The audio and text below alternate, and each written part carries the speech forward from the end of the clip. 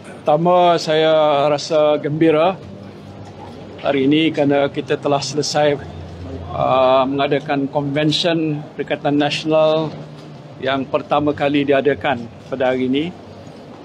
Macam mana yang saudara saksikan, telah berjalan dengan begitu lancar.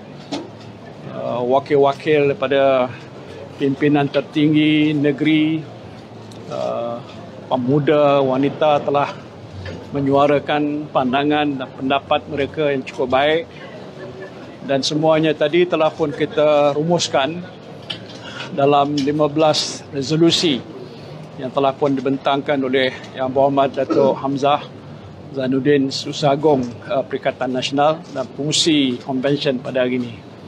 Saya telah nyatakan tadi perkara-perkara yang telah diputuskan itu akan kita laksanakan, termasuklah soal supaya dipertimbangkan calon-calon daripada kalangan anak-anak muda dan wanita. Selain itu ialah soal yang berkaitan dengan urusan pentadbiran kerajaan, peranan yang harus dimainkan oleh agensi-agensi kerajaan. Tetapi yang penting ialah apa yang telah pun kita sebutkan. Yang pertama, PN berdiri teguh atas prinsip prihatin rakyat dan juga yang berkaitan dengan integriti. Iaitu saya telah sebut dulu dan kita ulang pada hari ini dan di-endorse oleh peserta konvensyen sebagai teras utama kita kini dan untuk masa-masa kehadapan. Jadi oleh sebab itu, apa yang telah saya dengar tadi hampir semuanya agak berpuas hati. Tetapi yang tidak dapat kita elakkan ialah tentang persiapan untuk menghadapi PRU yang ke-15. Saya tadi berseluruh ajalah. Tapi apapun tempoh masa yang ada di hadapan adalah semakin hampir, dan sewajarnya pimpinan di semua peringkat Perikatan Nasional membuat persiapan. Tadi mereka telah menyatakan tentang penting supaya rundingan kerusi dibuat antara parti-parti dalam Perikatan Nasional. Itu sebenarnya telah diputuskan oleh Majlis Tertinggi Perikatan Nasional beberapa minggu yang lepas. Peringkat sekarang ini sudah pun bermula rundingan kerusi, tapi belum selesai, dan saya minta supaya dia dapat diselesaikan dalam bulan September yang akan datang ini, iaitu rundingan kursi-kursi untuk Parlimen dan rundingan kursi untuk Dewan-Dewan Negeri, tak termasuk negeri-negeri yang sudah selesai mengadakan pilihan raya Dewan Negeri baru-baru ini. Jadi itu yang pertama. Keduanya soal untuk kita mengenal pasti calon yang akan bertanding dalam pilihan raya ini pun kita sudah mulakan. Contoh dalam Bersatu, kita sudah keluarkan arahan supaya pimpinan di semua di bahagian mengenal pasti tokoh-tokoh dan calon-calon yang berkelayakan, berkaliber, mempunyai latar belakang pendidikan yang tinggi, yang baik budi pekerti, yang disenangi oleh penduduk. Jadi kita bukan saja minta mereka hantar nama, tapi kita minta mereka ikut syarat-syarat. Kehendak kita calon-calon yang sesuai, yang mempunyai kelayakan yang kita fikir perlu. Kerana kita ambil kira ialah soal bukan parti tetapi kehendak rakyat. Jadi itu penting bagi kita. Kita sudah tunjukkan di Johor dan juga di Melaka, semua calon-calon kita ni angkat sumpah menentang rasuah, salah guna kuasa dan penyelewengan. Dia dah dituliskan. Jadi kedua-dua Dewan Negeri Johor dan Melaka, calon-calon kita angkat sumpah. Saya fikir di waktu itu tidak ada parti-parti lain yang buat sebegitu. Maknanya kita berpegang pada prinsip integriti, dan ini juga akan menjadi satu amalan kita bila kita menghadapi PRU yang ke-15 yang akan datang. Mana kita nak kekalkan prinsip dan pendirian kita menentang rasuah dan salah guna kuasa. Alright? Dan Sri, mengenai soalan tadi mengenai one-on-one fight, 1 and 2 semua tu, have you ruled out altogether bergabung dengan Barisan? Is that like out of the cards? Saya tak kata nak bergabung tak bergabung. Tadi idea itu disuarakan oleh Ketua Pemuda Perikatan Nasional. Walaupun sebelum itu saudara pun tahu, ya, peringkat beberapa bulan yang lalu adalah orang kata reaksi daripada pelbagai pihak parti-parti selain daripada dalam Perikatan Nasional yang menyuarakan kemungkinan-kemungkinan. Saya sedar dia bukan satu perkara yang mudah.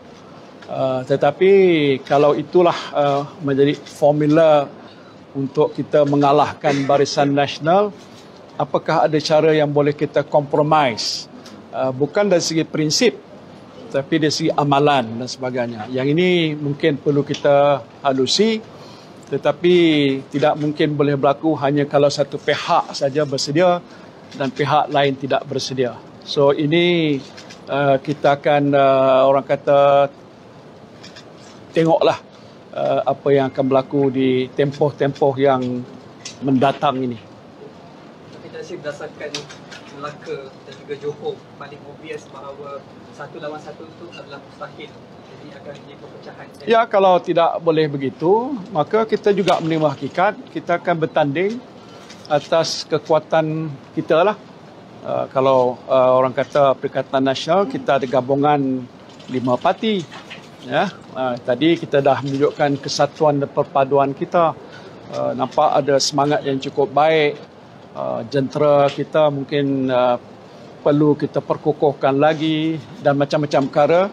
Itu ada strategi tertentu yang perlu kita atur supaya walaupun ada pertembungan pelbagai penjuru, tapi kita masih boleh mencapai kemenangan. Itu kita kena fikirkan cara bagaimana lah. Sekarang ni ada ke apa-apa rundingan dengan parti lain, sama ada Pertanian Pakatan Harapan atau parti-parti lain? Sebelum ini dulu ada beberapa pihak lah. In fact, kalau refer balik you punya report dulu, saya pernah membuat kenyataan. Saya tak payah ulang balik lah. Ya, pasal selepas pilihan raya di Johor dulu, ada beberapa pihak dari parti-parti lain yang kata mereka nak berjumpa, saya jumpa. Itu yang lepas lah. Tapi mungkin mereka rasa pilihan raya jauh lagi, jadi dia biarkan begitu. Tapi kalau sekarang mereka fikir pilihan raya sudah dekat, adakah mereka akan datang balik, nak bincang balik, kita terbuka. Ya, pasal kita tahu musuh utama kita ialah Barisan Nasional. Pasal ini kebobrokan Barisan Nasional, salah guna kuasa, rasuah yang macam tak habis-habis, tak sudah-sudah. Ini tidak baik bagi negara. Jadi kalau kita punya matlamat ialah untuk mengelakkan negara jatuh dalam keadaan yang lebih buruk lagi, maka pimpinan parti-parti lain harus berfikirlah bagaimana cara nak mengelakkan hal sebegitu boleh berlaku semula. Tapi bergabung dengan Barisan Nasional memang tak saya susah nak kata. Dia macam-macam istilah if and if. Dalam bahasa Inggeris kalau. Saya tak kata we rule out atau we welcome, tak tahu lagi.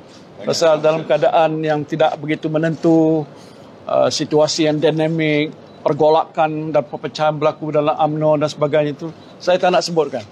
Tetapi yalah, politik is a game of possibilities. Tapi jangan quote yang itu ialah pengurusi PN kata boleh ronding dengan UMNO. Tapi kita nak tengok, nanti orang salah faham. Tapi saya ini terlalu berhati-hati. Saya ada pengalaman, jadi kita akan lihat dan telitilah situasi dan keadaan ni dengan sebaik-baiknya. Nasri sebab tadi Ketua Pemuda hanya sebut 2 parti, tapi sekarang kita tahu ada satu lagi gerakan tanah air diketuai oleh Dr. Mahathir. Tak bagi mungkin pilihan yang lebih viable untuk Perikatan Nasional. Ya, apa-apalah kemungkinan. Dulu pun saya dah pergi jumpa Tun. Syed Saddiq datang tempat saya selalu. Maknanya lah kalau itu. Tapi kehadapan ni saya kurang pastilah sama ada mereka ada fikir hal yang sama ataupun tidak begitu. Wallahualam. Dan nak ke Pasal Tan Sri, pendirian, adakah sekiranya tidak ada rundingan sebagai, adakah PN yakin boleh membentuk Kerajaan Persekutuan dengan kekuatan sendiri, gabungan 5 parti ini tanpa memerlukan? Saya tidak kata ya dan tidak kata tidak. Dia banyak perkara-perkara yang perlu kita halusi. Ya, kita ada buat kajian secara independen, membuat assessment tentang kekuatan dan kelemahan-kelemahan kita. Saya fikir parti lain pun ada buat assessment begitu. Saya pasti mereka juga ada menilai ini kawasan yang mereka kuat, ini kawasan yang mereka tidak kuat. Kita sekarang ini sudah ada 4 buah negeri di bawah Perikatan Nasional, jangan lupa. Kelantan, Terengganu, Kedah dan juga negeri Sabah. Kalau ikut bacaan saya, negeri-negeri ini saya fikir bukan saja dapat pertahankan, dia mungkin ada menambah kekuatan. Itu satu lagi. Dan juga kita tahu di kawasan-kawasan luar daripada 4 buah negeri itu yang kita fikir boleh kita menangi. Kawasan-kawasan kursi incumbent kita. Kawasan-kawasan di mana kita tahu musuh kita menjadi lebih lemah. Dan macam-macam masalah lagi lah. So, jadi kita ambil kira ni satu persatu. Tapi kita tidak boleh terlalu overconfident. We have to be realistic. Di depan saudara saya cakap begini, mungkin kalau belakang saya kena kaji balik, boleh tak boleh kan? Banyak kebilangan kita boleh menang. Di Susah Agung saya dia tahulah. Datuk Taki pun baca juga, Om Pah pun tahu juga kekuatan masing-masing. Tapi pastinya kita sudah ada core support. Indikasi daripada pilihan raya di Melaka terutama dan juga di Johor menunjukkan bahawa sokongan Melayu kepada UMNO semakin merosot. It's a fact. Semua kajian-kajian. Sokongan Perikatan Nasional yang baru masuk dalam gelanggang pilihan raya sudah meningkat lebih 26%. Right? Itu satu petanda. Dan saya fikir dengan perkembangan mutakhir, apa yang berlaku di mahkamah, dengan pergelutan macam-macam pihak dalam Barisan Nasional dan lain-lain lagi, dan isu-isu yang lain-lain parti juga hadapi, saya fikir situasi ini akan juga berubah. Dan masa di Johor dan Melaka, undi 18 baru dilaksanakan. Dan disebabkan oleh peratusan keluar undi itu rendah, jadi dia tidak mencerminkan keadaan sebenar. Itu di peringkat negeri. Kalau tarikh itu sampai sekarang sudah banyak berubah. Dalam satu kajian yang telah dibuat oleh Terengganu, oleh PAS Terengganu, Independent Survey, dia dapati bahawa sebahagian besar anak-anak muda 18 yang sekarang ini sudah jadi automatic pengundi, berkata mereka akan keluar mengundi dalam pilihan raya. That's very interesting. Saya tak nak beritahu apakah hasil keputusan itu, tapi petanda there is a firm interest among the young voters for the first time to come out and vote. Kalau nak buat kajian, kalau kajian ini saja, kecenderungan mereka ialah untuk menyokong Perikatan Nasional. Ini kajian untuk sebahagian kawasan, iaitu di Pantai Timur, di beberapa buah negeri terpilih saja. Saya tak nak gunakan itu sebagai satu asas ke mana kehadapan. Kita buat kajian ini kerana situasi dinamik. Itu anak muda. Kecenderungan dia macam mana? Apakah mereka endorse apa yang berlaku dalam UMNO dan Barisan Nasional? Dengan penyelewengan, dengan salah guna kuasa, dengan rasuah. Dah pasti sebahagian besar mereka tidak menyokong perkara-perkara kemungkaran seperti itu. Jadi kita tahu situasi kita. Tadi dalam ucapan Tan Sri kan ada sebut mengenai nak letakkan calon muda kan dalam PRU nanti. Jadi adakah Perikatan Nasional sendiri akan letakkan juga calon Perdana Menteri untuk Perikatan Nasional sendiri, calon dalam kalangan calon muda juga? Ini pucuk pimpinan Perikatan Nasional. Tadi saya respon pada itu. Bagi saya it's okay. Ya. Tetapi yang penting ialah kita nakkan yang berpengalaman, yang ada latar belakang yang sudah lama, sedikit sebanyak begitu. Tetapi tak boleh nak menolak kemungkinan macam berlaku di banyak negara-negara lain, Perdana Menteri umurnya tu 36 tahun dan sebagainya. Sudahkah sampai masa Malaysia menerima anak-anak muda berkelayakan untuk menjadi Perdana Menteri? Ini soal-soal sebegini kita tak boleh nak kata ya dan tidak. Tapi itu pandangan yang dikeluarkan oleh Ketua Pemuda Perikatan Nasional. Jadi bukan wakil daripada negeri Kedah. Jadi saya cuma reaksi saya tadi respon pada perkara itu. Saya why not? For the future of the country, why not? Takkan muka Muhyiddin saja. Dan lain-lain nama-nama yang kenal je, orang lain pun layak juga kan. Respon sedikit Tasri. Last question. Okay, Tasri. Do you think that the past assembly that suggested that it's not suitable to use the PN logo at certain states in Peninsula, what's your reaction on that? Well, I think we accept these views has been mentioned by I think past delegate tadi. Salah faham dia Perikatan Nasional, cuma logo tu diminta tukar, itu saja. Dia dua. Satu logo tukar, itu parti dah buat keputusan. Hari itu kerana tempoh masa ni terlalu singkat, kok nak perkenalkan logo baru, masa tak cukup. Majlis Tertinggi Perikatan Nasional membuat keputusan kekalkan guna yang ni, logo yang ni ada sekarang ni. Tetapi bersetuju lepas pilihan raya nanti, kita dah ada lah contoh-contoh logo baru, cantik-cantik. Takut nanti perkenalkan sekarang tak sempat masa macam sekali. That will be considered after the GE for the next election or the next by-election dan sebagainya. Itu satulah. Kedua tadi ialah ada cadangan di setengah pihak kata nak gunakan logo masing-masing. Terengganu sebagai contoh nak pakai PAS punya sini. Saya fikir kita bincang nanti.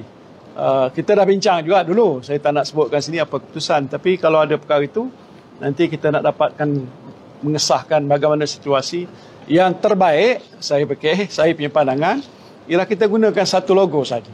Itu pandangan saya lah yang terbaik. Pasal dah diuji di Johor, uji di Sabah, uji di Melaka, PAS semua bertanding atas simbol itu.